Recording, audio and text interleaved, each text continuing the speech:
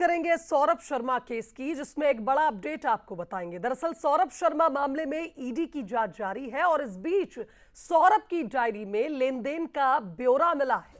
इस डायरी में 52 आरटीओ अधिकारी और ज्वेलर्स के नाम हैं। डायरी से संबंधित लोगों को भी अब नोटिस भेजा जाएगा। 30 दिन पुराने सीसीटीवी फुटेज भी खंगाले जा रहे हैं। कोर्ट ने परिवार से मुलाकात की अर्जी को खारिज कर दिया और ऐसे में आप देखिए, जब सौरभ शर्मा की ये डायरी खुली तो इस डायरी ने कई राज उगल दिए हैं। जिस तरह से सौरभ, चेतन और शरद एक जैसे जवाब दे रहे थे, जैसे पहले से ही निर्णय ले लिया हो कि क्या जवाब देंगे। काफी बड़ी चुनौती जांच एजेंसियों के लिए यह केस बन रहा था और ऐसे में अब आप देखिए, सौरभ शर्मा की डायरी से नए नाम मिले हैं। 52 आरटीओ अधिकारी और ज्वेलर्स के नाम मिले, जिन्हें अब नोटिस भेजा जाएगा और पूछताछ के लिए बुलाया जाएगा।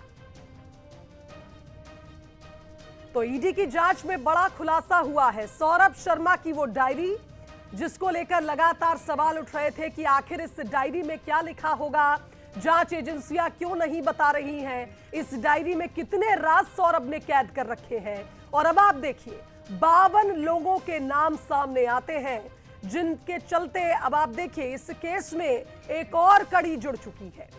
लगातार इस केस में चाहे वो ईडी हो, लोकायुक्त हो, अलग अलग एंगल से जांच चल रही है। लेकिन पूछताछ में जब सौरभ, चेतन और शरद ने खुलासे नहीं किए, तो उसके बाद लगातार जांच एजेंसियां और इनपुट्स तलाश रही थी और ऐसे में सौरभ की डायरी वो इनपुट बनी, जिससे 52 नए नाम मिले हैं।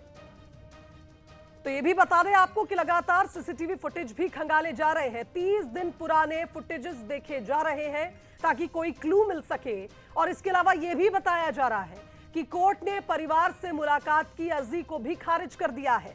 सौरभ अपने परिवार से मिलना चाहता था, लेकिन आप देखिए, कोर्ट ने उस याचिका को खारिज कर दिया।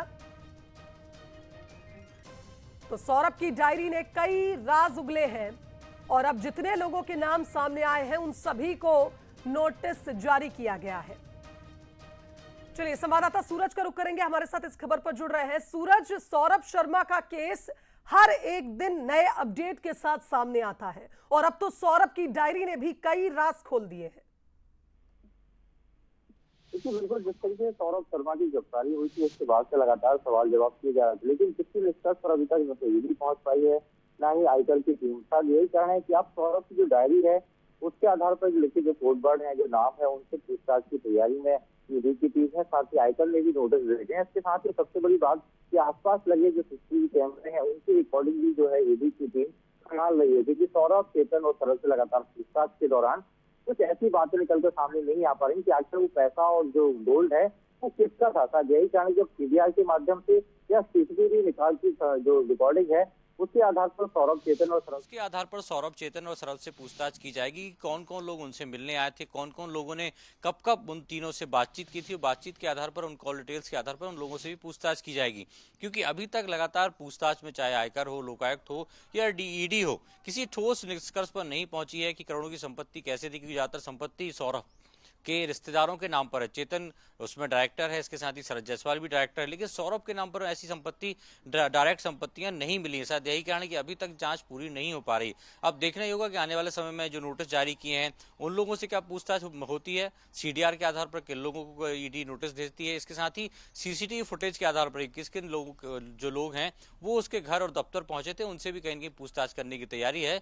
तो उम्मीद की जा रही है कि आने वाले समय में इस केस में बहुत जो कुछ है वो निकलकर सामने आएगा। यानी कुल मिलाकर सूरज, ये कहा जाए कि अब और भी डेवलपमेंट्स इस पूरे मामले में सामने आ सकते हैं, जिस तरह से सीडीआर की भी बात की जा रही थी। फिलहाल बहुत शुक्रिया आपका तमाम बातचीत के लिए।